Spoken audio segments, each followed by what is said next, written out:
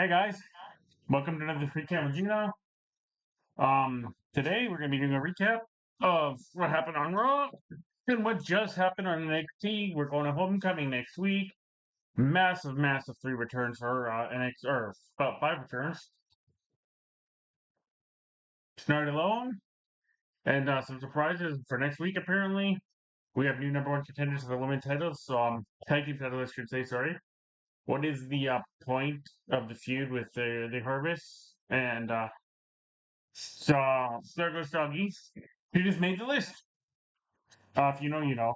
But what is the that's what I was trying to say there. What is the point between the Secret Hermits and Charlotte and Alexa?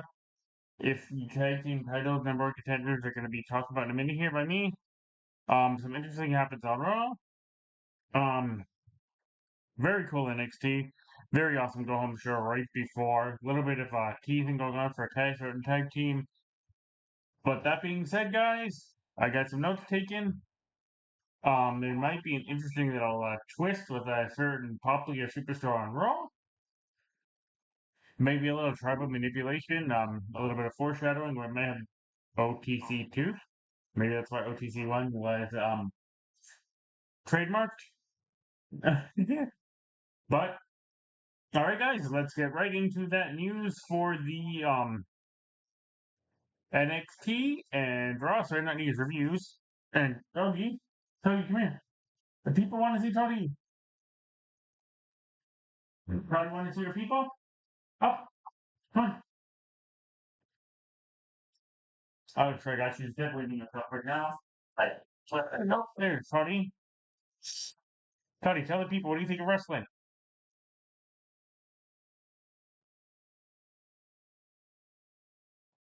I think she likes wrestling, guys.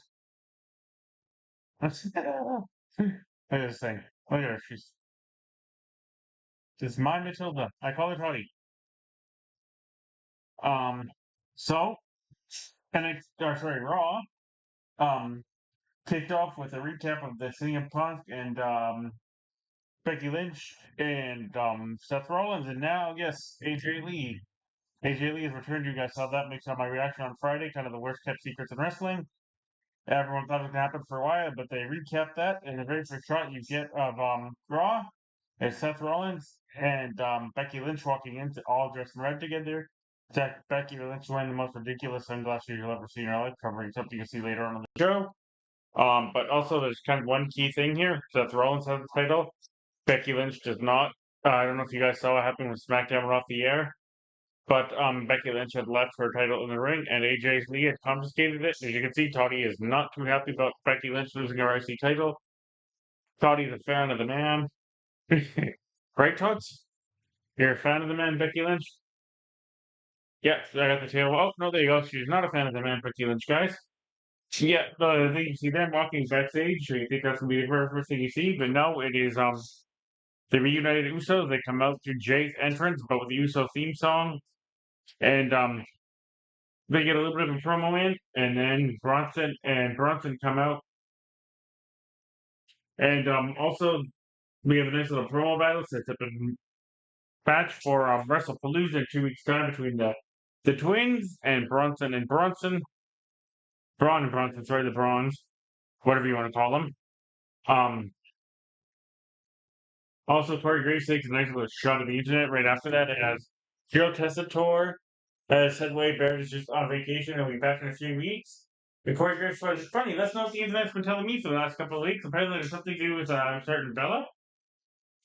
Boom, shot taken because there were rumors going around that he was taken off of TV for a comment he made about Nikki Bella. If that was even close to true, that is fucking ridiculous. He had the right to say whatever you want. He is telling the absolute truth. Nikki Bella isn't good anymore. She was good for her time in her era. This era has passed her by. But Wade Barrett is returning, and that if WWE were to let him go, it'd be the dumbest mistake they could make. That man is incredibly good at his job. So we'll get that out of the air. We LA Knight as the Bronze are about to attack the Usos. LA Knight comes out and little more seeds are planted as Jay is in the corner trying to get away, trying to get himself ready. LA Knight has it protected, says he's not going to do anything. Bronson runs over both of them, misses LA Knight, crushes Jimmy, crushes Big J. And Jay is convinced that LA Knight did that on purpose.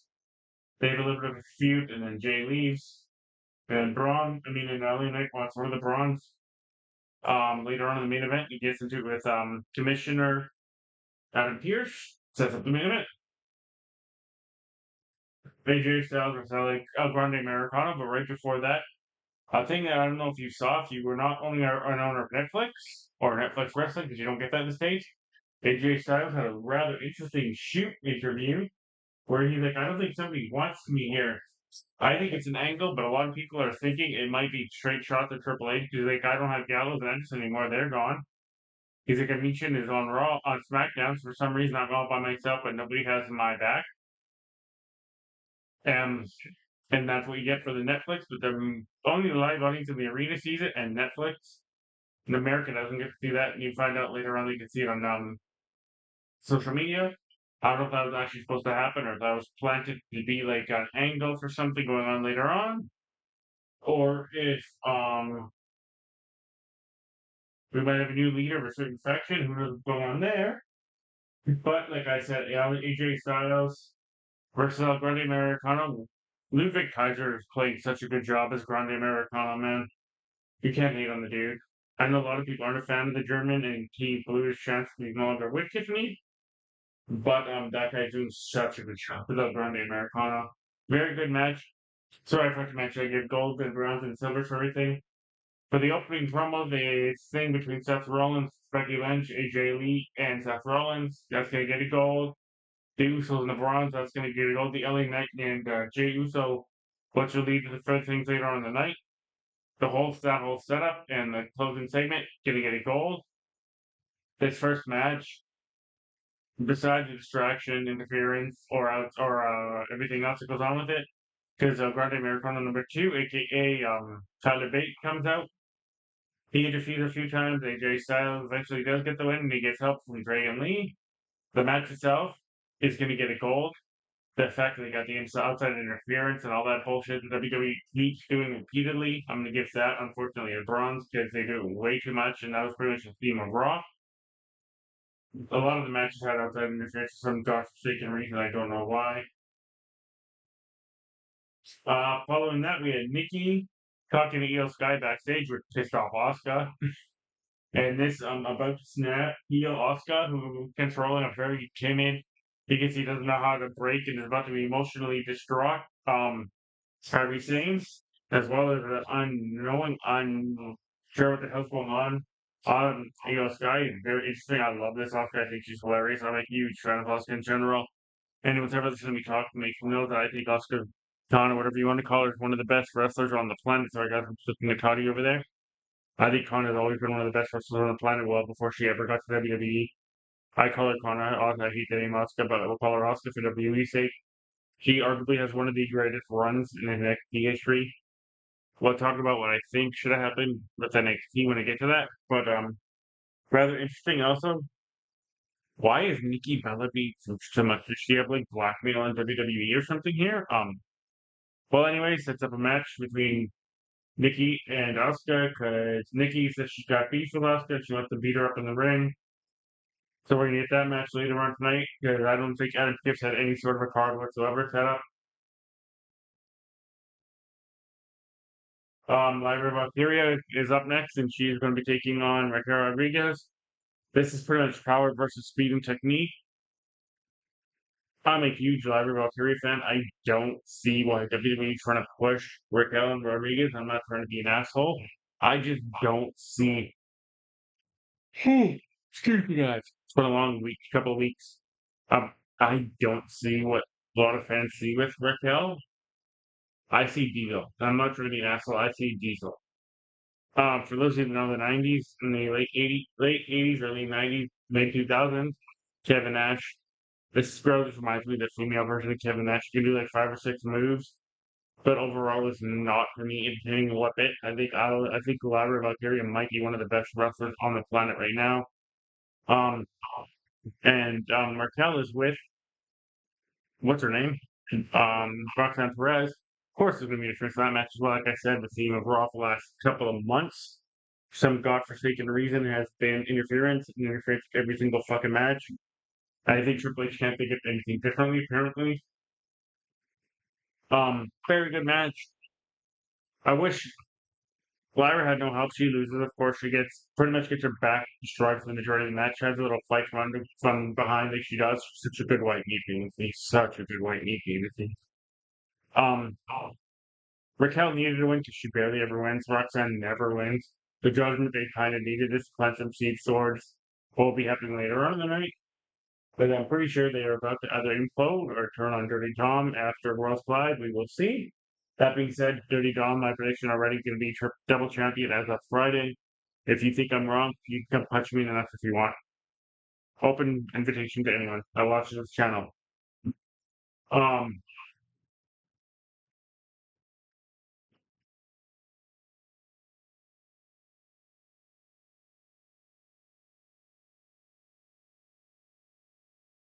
sorry guys, I'm just thinking here. So yeah, we have the Raquel wins with the Tahana bomb after Iris back gives up, and we're still planting seeds that Bailey's going to return at some point. But before we get to Bailey, we have the one thing that kind of I'm gonna give this the match itself gonna get a goal. It was a very good match, very well worked, very technical. The interference gonna get a bronze. We're gonna get two bronzes there. Um, then we had the return promo for Raw for AJ Lee, and quick shout out to AJ Lee. I'm glad she was able to do that. She talked about her mental health and how she had the quote of the year. She, for those of you millennials that don't know who I am, and your friends are all going nuts for me, I'm your favorite wrestler's favorite wrestler. And for the most part, a lot of that is true. AJ Lee is a trailblazer. She is a groundbreaker. She's like people like me. She is for those weirdos. I'm a weirdo. I consider myself a weirdo. AJ Lee was a wrestler for the weirdo. She's a very, very weird girl. She admits it herself. If you read her book, you'll understand. She has mental health issues. I have mental health issues. She admitted she left 10 years ago at the right time because she needed a break and she had to do everything she'd done and accomplished. And she had to get help from therapy and a therapy chat right now, which is incredible. Um, then we have probably one of the funniest little promo battles is Becky Lynch comes out and Seth Rollins comes out and Becky just keeps asking for her belt. AJ Lee's pretty much holding the hostage. Pretty much talked about how she did everything in that belt. She forgot she was wearing it. She's had it since Friday. She insinuates she fucked CM Punk in it. And CM Punk was wearing it while they had sex as well. So apparently CM Punk wears women's belts. Sorry guys, just have to put that out there. Just an inside joke, I guess. Not like I'm not the biggest CM Punk fan, never really will be.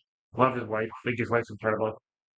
His wife is a trailblazer. Like I said, he is just a dude. Um, very fun promo. And then Becky Lynch talks about she's the best wrestler in the world. Not even does she say it, but the Chicago Tribune and the Ohio News once also mentioned it, and so did Sports Illustrated. It's Becky Lynch's Becky Lynch heel character is absolutely incredible, in my personal opinion. She ends up taking off her ugly, ugly sunglasses that she's wearing, and she does a shiny run. And Julie's like, "Hey, look, I can give you another one to match the other stuff." Another slap. Eventually, she gets her title back. We have now set up the way it's pretty much the worst kept secret in wrestling. WrestlePalooza makes tag match: CM Punk, AJ Lee versus Becky Lynch and Seth Rollins. Even worse kept secret: Becky Lynch and CM Punk are. I mean, so AJ Lee and CM Punk are going to win. I'm not even going to make that prediction. It's obvious. And then Becky Lynch is going to win the. Oh, sorry, AJ Lee's going to win Becky Lynch's belt. Sorry, guys, I'm just looking at something here.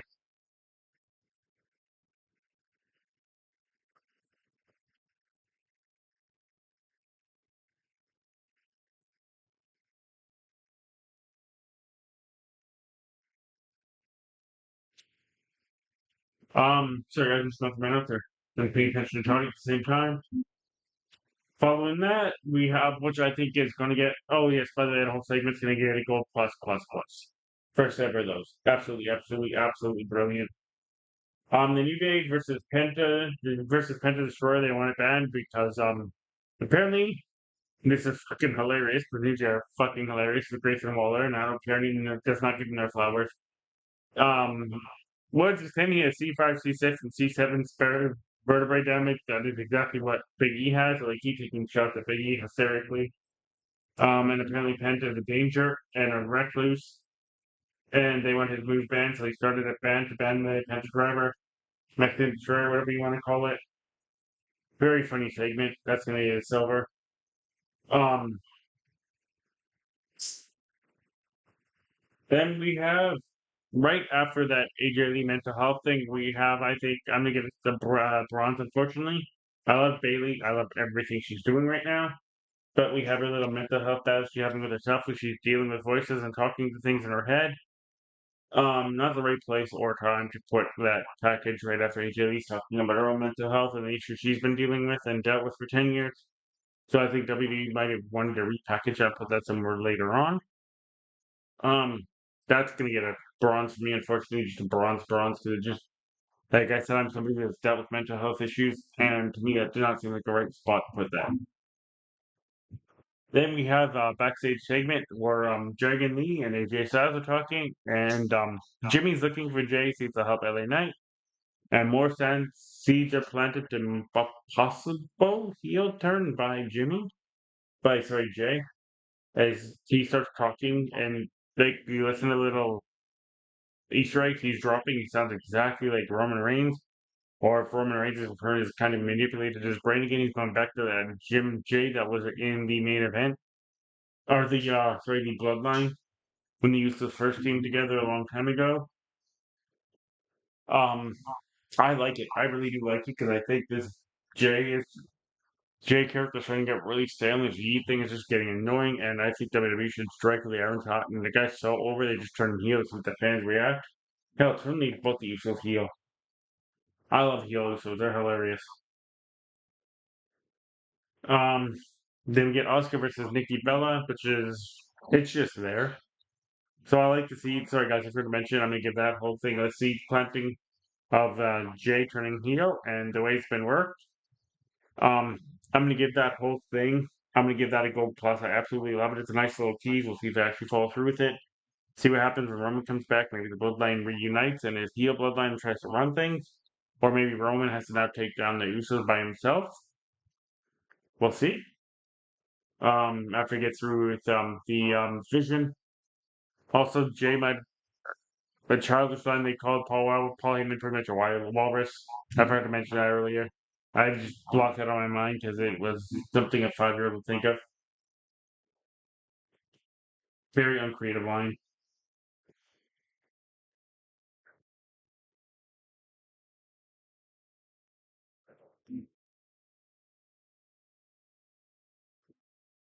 Sorry, guys.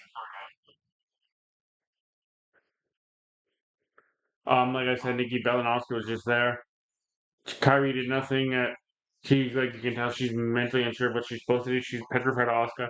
It's hilarious. Listen to Oscar yell for Kyrie and to help make her come with her like she's a dog. Um, the match was just there. I really like Asuka. Of course, Nikki Bella had to do a springboard kick in her first match since she had that match with Becky. She had to prove she could do it, and it wasn't a mistake. Um, like I said, it was just there. I think there's a few misses in that match. I had my one buddy over last night, that's why I didn't do it raw. And he just looked at me he's like, "This girl in the red isn't very good, is she?" I'm like, "Nope." And she's in the Hall of Fame, and it's only because a lot of people actually good looking back in the day. And she was John Cena's girlfriend. Let's be honest. The Bellas just never really did anything for me. I think Nikki just like Ronda Rousey. Also, fuck Ronda Rousey. If you know, you know. If you not, go look on the internet. Listen to the shit she's saying. Um, just it was there. I felt sorry for Asuka. She's in this shitty feud with Nikki. She eventually taps out Nikki in this match. Then we go backstage after a little Netflix commercial, and Nikki is kind of down talking Asuka and talking about she can kick her ass. Like Asuka just beat you. This makes no fucking sense. Like, why are you talking to her like you are the bigger person and the stronger person? You got your ass kicked and you tapped out in front of everyone. So, and then Rhea comes in. So apparently, we're gonna have a tag team at some point with Rhea and Nikki Bella versus Asuka and Kyrie. A mostly unstable Kyrie and a very heel turning Asuka. Funniest line of the whole thing is Rhea looks at Asuka and goes, "Do you have a problem?" Asuka goes, "Yeah, two. You." Walks away. Kyrie! You hear her screaming Kyrie repeatedly from down the hallway. Kyrie's running scared because she's not afraid what Asuka's actually do to her. Um, then we have our very, very good main event. It was, let me check there again. I forgot for, oh yeah, LA Knight and Bronson Reed. Of course, there's a lot of distraction because Braun Breaker's out there. And at one point, they're fighting the outside, and LA Knight's about to hit his BTE. Braun gets on the ring apron, distracts LA Knight, and Brock Reed hits a new finishing move called the Jagged Edge, which is a Death Valley Driver, and pins that night clean in the middle of the ring. So I like the fact that he's using this as his finishing move because apparently if it's a tsunami, you die and instantly go to the hospital and have broken ribs. So it's kind of cool that that's like the move that instantly kills people. Because I actually like the fact that we have finishing moves that are actually finishing moves now. People aren't kicking out of them. The Vision immediately attack Elliot afterwards. Big Jim tries to get involved. He gets his ass kicked. Jay comes out, gets his ass kicked up to try to save a little bit. LA Knight takes everyone out the steel chair. He goes to the corner and asks Jay if they're cool. Jay says yes. And then as LA Knight turns around, Jay hits him with the spear and says, "Now we're cool," and sends over him with his one finger in the air. More teasing that Jay is possibly going to turn heel, but I think Big Jim's going to try and get him under control. Um, like I said, very, very cool. Raw, very interesting raw, very entertaining. Also forgot to mention, there's a point where there's a Judgment Day segment, and all of them ask why Dominic Mysterio is still hanging out with Grande Americano, and he helps me a lot more than you guys have in the last month and a half. And Finn Balor's like, "I thought you wanted to do it on your own. I thought you were a fighting champion, Dom." And he's laughing, and everyone's just looking around. And he's like, "You don't understand why I'm with Grande Americano. It's because it's luchador thing." He walks off, and Roxanne Perez is like, "I'll try and calm him down." Walks off with him. The rest of the Judgment Day just walking around staring at each other. I think they're all going to turn on Dom, cost him the IC title, because Rusev is now the number one contender. Forgot to mention, sorry guys. He beat Penta with, once again, interference from the New Day. An absolutely crazy spot, kind of like a spot that happened with Shawn Michaels and Shelton Benjamin almost 15 years ago, where Penta came flying out of nowhere and Rusev caught him in midair with a super kick and pinned him. Very crazy spot. Very, very crazy spot. Rusev is so very underrated. Sorry guys, I just missed one of the that's also getting gold. Judgment Day segment's getting gold. That weird interaction between four people in the back, which I mentioned. Bronze, bronze minus bronze, bronze, bronze makes no sense. I don't know why WWE is pushing Nikki Bella. She is just not worth being pushed, in my personal opinion. I think the wrestling's passed her by and she needs to go. I understand she's doing it for her son, so good for her for that, but it's just her time is done. Um, LA Knight, that main event, the whole angle, the whole tease with Jay turning heel, gold plus plus plus. The whole night just wrapped around that one pretty much huge story and little Easter eggs we planted throughout it all. Absolutely love it. Brilliant storytelling.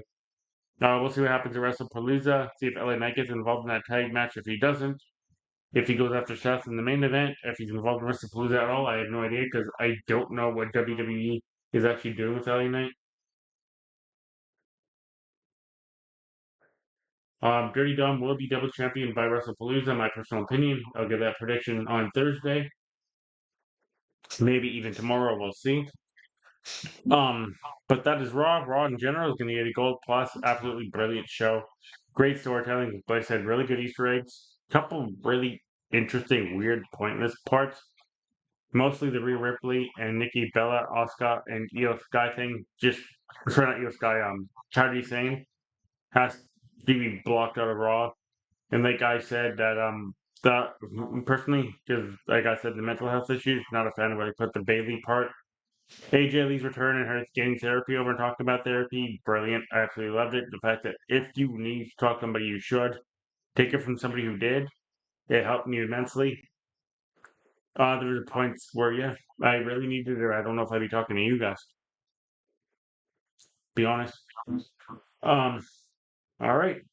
On that kind of morbid note, let's get into NXT that just wrapped up a little while ago here, and we're going to be heading into Homecoming. Josh Briggs and the young OG kick off in a Falls Count Anywhere match, and I believe, if I'm not mistaken, the young OG did win this match. Very good match. Very good. Very Briggs just they kept chanting you can't wrestle him, and Briggs is getting better, but he's decent, but he's like a Stan Hansen type to me. So those of you who don't know Stan Hansen, go look him up. Young OG is very good. He's flippy fly, kind of like NXT version of Ospreay, just not as good. If that makes sense. This match is gonna get a gold. It was there. It was decent. It told a good story. It has nothing to do with the homecoming because neither one of them made be part of the homecoming show next week. Then we had Laney Reed versus Fabi Apache. No, the second, excuse me, guys. The second number one contender semifinals match seemed to be going up against the Speed champion at Homecoming or at the pay per view in a couple weeks. Laney Reed beat Fabi Patch due to interference from Natty Neidhart. Give us a silver. It's just there. It put a good story because Natty's fighting Fabi Patchy on Friday, so you knew Fabi was never going to win. Then we had a DIY and Trick Mello segment. Three OGs of the NXT and a guy who's the current TNA champion. We are going to have a tag match at Homecoming. I will not get mad at this. I absolutely love DIY. Johnny Gargano, Tommaso Ciampa, two of my favorite wrestlers of all time. Johnny Gargano might be one of my favorites. Big fan of Carmelo Hayes. Trick Williams is starting to make me like him a lot more, but I don't know what they do with this match. Very cool segment. One of the very many cool returns that happened on the show. Also announced Grayson Waller is returning at Homecoming. He's doing the Grayson Waller show with excuse me guys, Boba Femi and Ricky Starks, who I think is going to win the NXT title. My personal opinion, I think Boba's ready to go to the main event. I think Ricky Starks is the guy who's going to carry the brand. Following that, Dark State beat Hank and Tank in a tag match. They did the Joe Henry spot again. This time, Joe Henry walked out of the NXT barricade and chased away the man who likes to make comments about sticking people in the back. Won't mention names. Very good match, very good tag team match. A lot of false finishes. At one point, you thought Hank and Tank were going to win. They're never going to win those titles back. DIY just got, sorry guys, I guess a long week. Dark State just got the titles, not dropping them this quickly. But a very good match, very good segment. The Joe Henry thing is hilarious. Gold. And then we had a return nobody saw coming. We had a flag match. Ethan Page eventually did win that flag match. And gorgeous hits over the microphone, hits over the speaker. So you don't know who that is all. One of the most popular superstars in the history of NXT. Tyler Breeze comes out, beats up Ethan Page, who is Ethan Cage. Covers him in the Canadian flag, another Canadian BC boy actually, Tyler Breeze, versus an Ontario boy and Ethan Page. For those of you who don't live in Canada, there's a big rivalry between BC and Ontario. Fuck Ontario.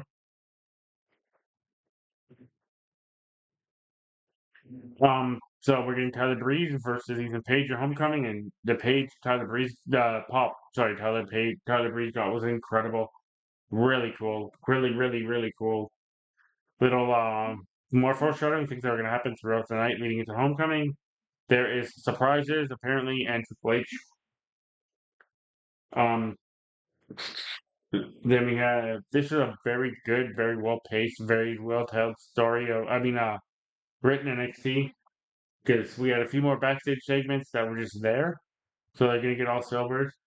And then we had our tag team match, the number of contenders elimination for the women's tag team championships, which, like I said, makes absolutely no sense because they've been having this little feud with the Secret Harvest and Alexa and Charlotte. Sorry, not Alexa. Yeah, Alexa and Charlotte, that's right, tag champs. And Charlotte's supposed to be hurt, so they're now having a tag team title match. And where the fuck is Piper Niven gone? But yes, apparently that's going on. But we had the number of contenders match at NXT. It was Zelruka, where there's going to be a little bit of seed planted that Zarya may turn on Cell soon. Fatal Influence and the culling. So Fatal Influence was Jasmine Nix and JCJ, and the culling is Izzy Dane and Tatum Paxley. It's a very good match. It went about 20 minutes before there's an elimination, and the elimination was by accident spot that was by an accident, but I think Zarya may think is on purpose, as Zarya's about to hit the F5 and Zelruka's about to hit the Soul Snatcher. She flips in reverse, and as she's about to land on Tatum Paxley, Jasmine Nix pushes Zarya in the way, and Zarya's momentum knocks Tatum Paxley out of the way. She gets Soul Snatched, and you can tell by um Solruka's face. She didn't mean to do it. She's staring at her. She's on her knees. She just gets pushed out of the ring easily and is not able to return in time. The team first team eliminated.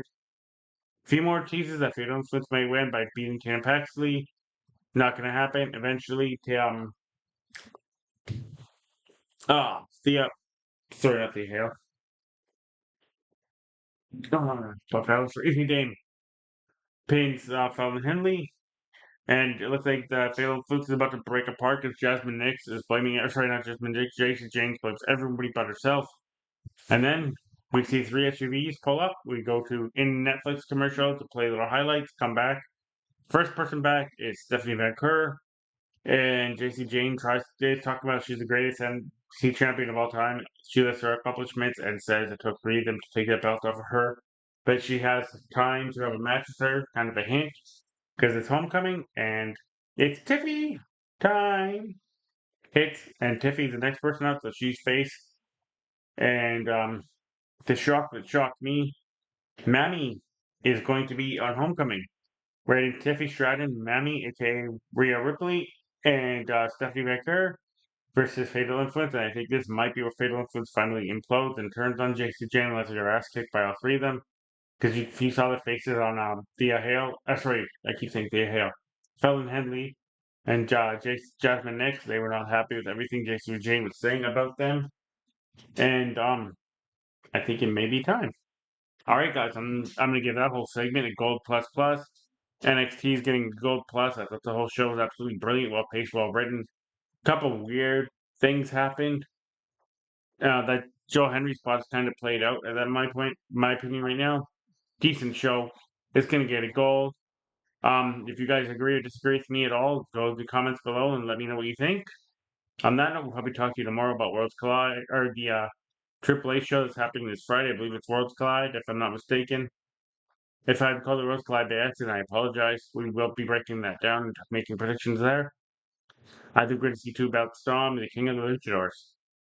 That's a little thing I think because they failed to make that happen a while ago. Um, so we'll talk to you tomorrow, right, guys? Bye.